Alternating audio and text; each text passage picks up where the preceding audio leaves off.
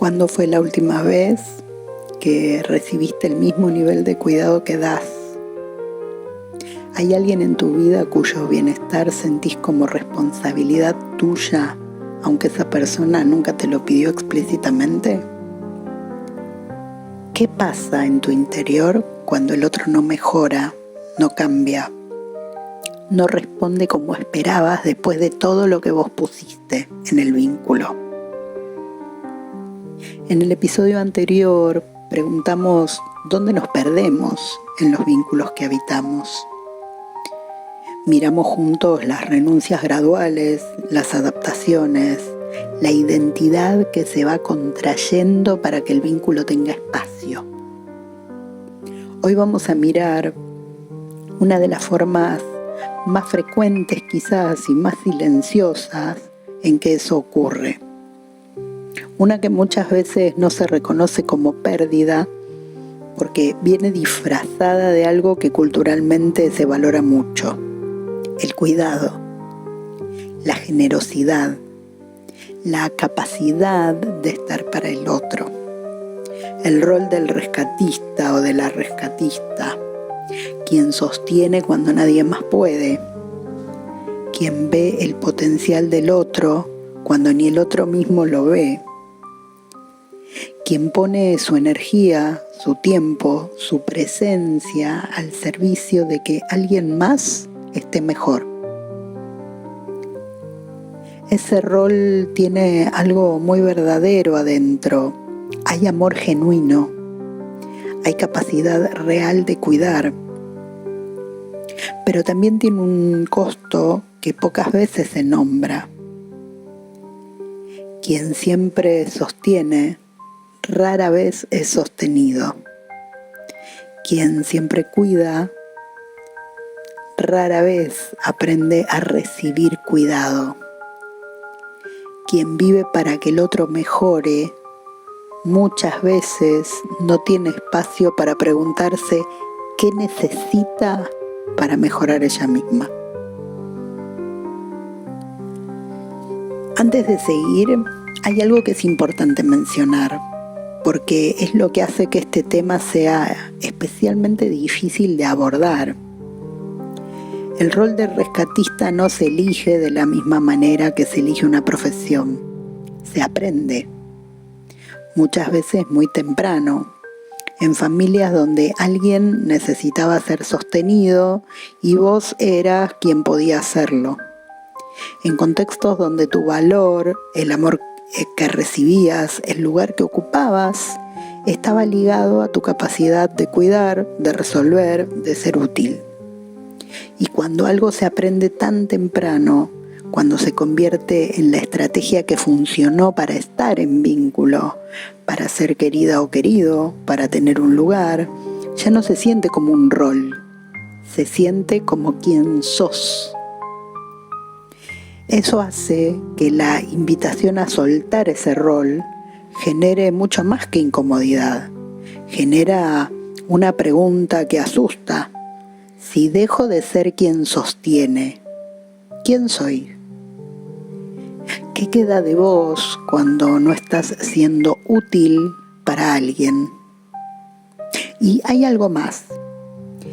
El rol de rescatista tiene una función que muy pocas veces se menciona. Protege de tener que mirarse a uno mismo. Porque mientras estás ocupada u ocupado con el problema del otro, con su proceso, con su bienestar, no tenés que enfrentar lo propio. La atención siempre está afuera. Siempre hay algo más urgente, alguien que necesita más, una razón para postergar la pregunta sobre qué necesitas vos. Salvar al otro a veces es la forma más cómoda de no ser salvados. ¿Qué necesitas vos que le estás dando al otro? No como acusación, como observación honesta. ¿Qué estás buscando dar porque todavía no sabes cómo recibirlo? En 1962, la escritora británica Doris Lessing publicó una novela que se llama El Cuaderno Dorado. Es una novela compleja, estructurada de manera no convencional, que trabaja muchas cosas a la vez. Y a pesar de este desorden, entre comillas, hay una figura en el centro, Anna Wulf. Y vamos a mirar hoy a este personaje. Anna es escritora, es inteligente, comprometida, capaz y sostiene a todos los que la rodean. Amigos en crisis, amantes con sus propios conflictos, el movimiento político al que pertenece, su hija. Hay siempre alguien que necesita algo de Anna, y Anna siempre encuentra la manera de darlo. Lessing describe esto sin romantizarlo. Anna sostiene, sí, pero en ese sostener hay también algo que Anna no puede todavía ver. Que el cuidado constante hacia otros le permite no tener que mirar sus propias fracturas, que la urgencia de los demás es en cierta medida más manejable que la propia. Hay un momento en la novela donde algo se quiebra, donde Anna ya no puede seguir funcionando en ese modo, no porque se vuelva egoísta ni porque deje de querer a las personas que cuida, sino porque algo en ella llega al límite de lo que puede sostener y empieza lentamente a preguntar qué necesita ella misma. Lessing no presenta esto como un proceso de liberación simple. Lo presenta como un proceso difícil, confuso, lleno de culpa y de resistencia. Pero en toda esa complejidad, la novela empieza a mostrar algo con mucha claridad. Anna no puede escribir, no puede crear, no puede ser completamente ella misma mientras toda su energía está puesta alrededor del bienestar ajeno. El cuaderno dorado del título es el espacio donde Anna trata de integrar todas las partes de sí misma que los distintos roles que cumple han ido fragmentando. Es su intento de ser por primera vez completamente una. Eso no puede hacerse mientras se está haciendo el sostén de todos los demás. No porque cuidar sea malo, sino porque hay un tipo de cuidado que deja sin espacio para preguntarse quién es quien cuida cuando no está cuidando. ¿Cuándo fue la última vez que alguien preguntó cómo estás vos? No el vínculo, no el proceso del otro, no la situación, sino vos. ¿Y pudiste responderlo honestamente? Quirón es uno de los centauros de la mitología griega. Pero a diferencia de la mayoría de los centauros, que son salvajes, violentos, difíciles de controlar, Quirón es sabio.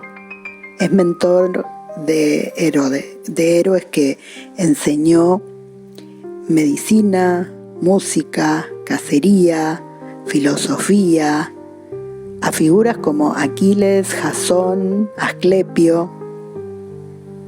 Y Quirón tiene una herida. Recibió accidentalmente una flecha envenenada. En algunas versiones del mito, disparada por el mismo Heracles, a quien había enseñado. La herida no lo mata, porque Quirón es inmortal, pero tampoco sana. Es una herida perpetua, incurable, que duele sin cesar. Y Quirón sigue enseñando, sigue curando a otros, sigue siendo el sanador, el maestro, el que tiene las respuestas para los que vienen a buscarlo, mientras carga silenciosamente con una herida que nadie más ve. o que todos ven, pero dan por sentada porque Quirón siempre estuvo ahí, disponible, capaz. Y esa es la imagen con la que me interesa que nos quedemos hoy. El sanador herido, el que tiene la capacidad genuina de cuidar a otros. Esa capacidad no es falsa, es real, pero que en el proceso de ejercerla, de estar siempre disponible para el dolor ajeno, nunca encuentra el espacio para atender su propia herida. No porque no pueda, porque algo en la estructura del rol de sanador dice que la herida propia es secundaria, que hay alguien que necesita más, que cuando ya no haya nadie que necesite, entonces sí, entonces se podrá mirar lo propio. Pero siempre hay alguien que necesita y lo propio sigue esperando. Quirón, al final de su historia, elige la muerte, no como derrota, sino como liberación. Cede su inmortalidad para que otro pueda tenerla, y en ese acto encuentra por primera vez el descanso que el rol de sanador nunca le dio. No propongo que nadie ceda nada, propongo algo más simple y también más difícil. Propongo que la herida propia reciba la misma atención que la herida del otro, que el cuidado que se da hacia afuera tenga un reflejo real hacia adentro. ¿Cuál es tu herida de Quirón? ¿Cuál es esa herida que seguís cargando mientras curas a otros? La que todos dan por sentada porque siempre estuviste disponible. La que todavía no encontró quien la cuide. Erich Fromm, el psicólogo y filósofo alemán del siglo XX, hace una distinción que me parece extraordinaria para lo que estamos trabajando hoy. Fromm dice que hay una diferencia fundamental entre el amor maduro y la fusión. Ojo acá, escuchá bien porque esto es algo que ocurre siempre. Hemos normalizado confundir el amor maduro y la fusión.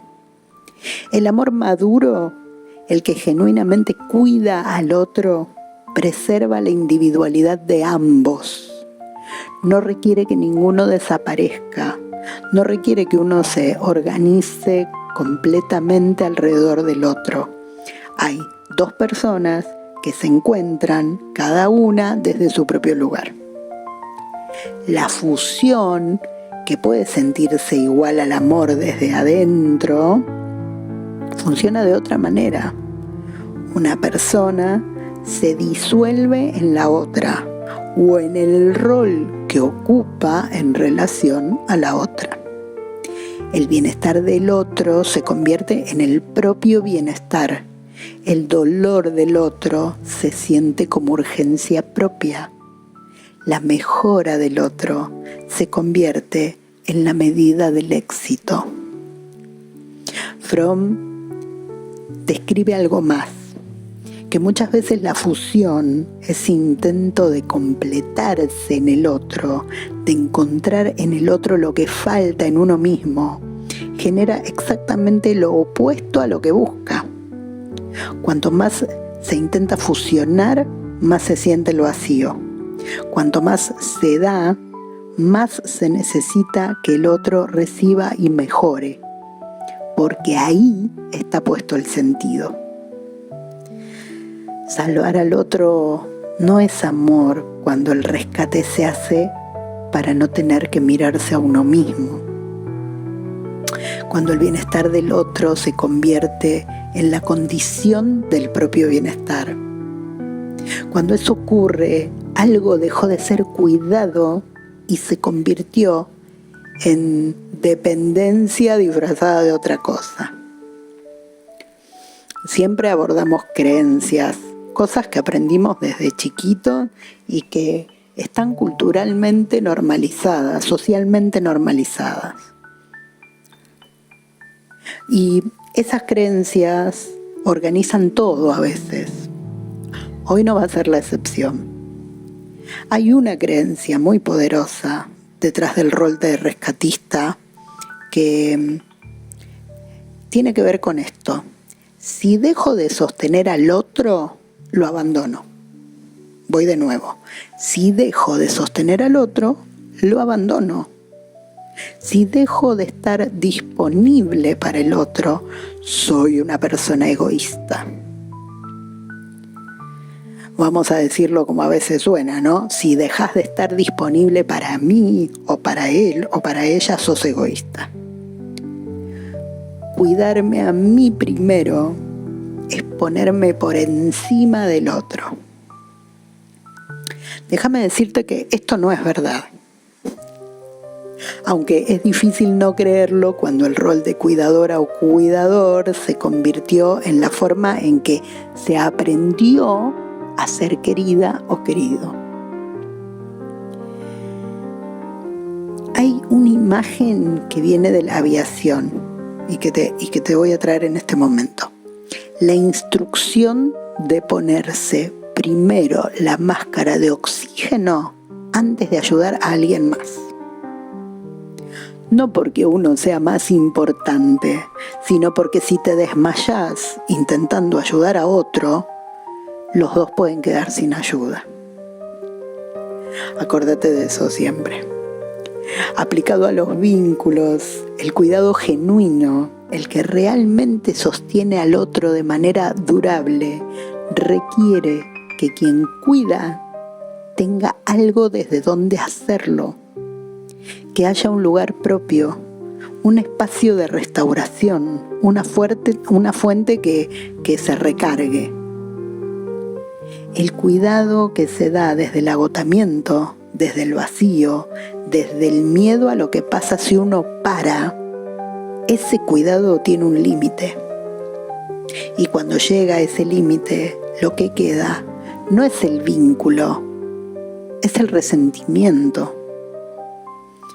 Cuidarte no es abandonar al otro, es la condición para que el cuidado que das sea sostenible y genuino. Si reconociste algo en esto que estamos hablando en este episodio, si en alguna de estas imágenes te encontraste con algo de vos, algo que te provoque cierto movimiento, cierto malestar inclusive, déjame decirte algo. Como hacemos en Guía Interior desde el respeto, el cuidado, la calidez, desde haber estado ahí y poder identificarnos con ese malestar y ese movimiento interno que sentís. El hecho de que hayas cuidado tanto, de que hayas sostenido tanto, no es un defecto, es una capacidad real. El problema no es que cuides, el problema es que ese cuidado no tenga un reflejo hacia adentro.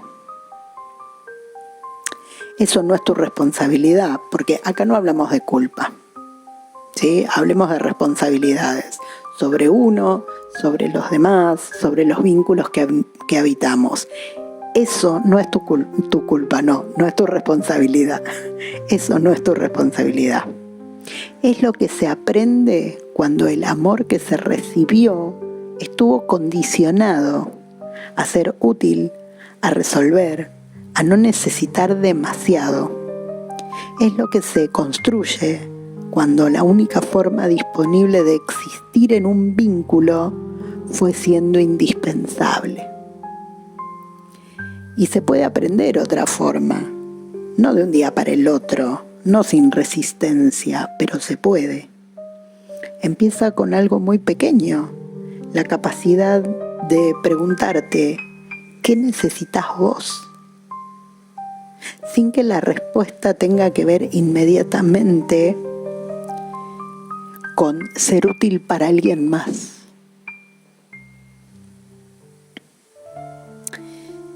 Anna Wolf, en El cuaderno dorado, no abandona a las personas que quiere, no se vuelve fría ni inaccesible.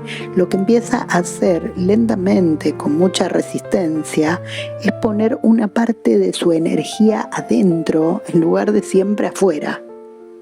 Escribir, pensar, mirarse, preguntarse qué necesita ella, además de lo que los demás necesitan. Quirón, al final, encuentra el descanso, no por haber dejado de cuidar, sino por haber podido finalmente soltar el rol que lo tenía perpetuamente disponible para el dolor ajeno, mientras el propio quedaba sin atención. Dejar de ser el rescatista o la rescatista no es un acto de abandono, es un acto de honestidad sobre lo que uno tiene para dar y lo que necesita recibir. Es la posibilidad de estar en un vínculo donde el cuidado fluye en las dos direcciones, donde no hay uno que siempre da y otro que siempre recibe. Ese vínculo existe, pero solo puede ocurrir cuando quien siempre dio aprende que también puede y merece recibir. ¿Qué pasaría en tus vínculos si empezaras a pedir explícita y claramente el mismo nivel de cuidado que vos das? ¿Qué imaginás que pasaría? ¿Qué te impide intentarlo? El peso de intentar salvar al otro es uno de los pesos más silenciosos que existen. Silencioso y aplastante. Silencioso porque viene del amor, porque la capacidad de cuidar es genuina, porque desde afuera y muchas veces desde adentro parece una virtud, pero tiene un costo, y ese costo se paga en la distancia que se va generando entre uno y uno mismo, en la energía que siempre va afuera y nunca vuelve, en la pregunta sobre los propios deseos y necesidades, que se posterga indefinidamente porque siempre hay algo más urgente. En el próximo episodio vamos a llegar al cierre de esta tercer trilogía. El episodio de soberanía, como llamamos a esos episodios de cierre de trilogía. Vamos a hablar de los pequeños pasos de regreso a uno mismo, de cómo se reconstruye la voz propia, los gustos propios, el deseo propio, después de haber estado tanto tiempo organizada u organizado alrededor de otra persona. No es un proceso dramático. Incluso creo que es el más cotidiano de todos. Y quizás, me atrevo a decir, uno de los más transformadores.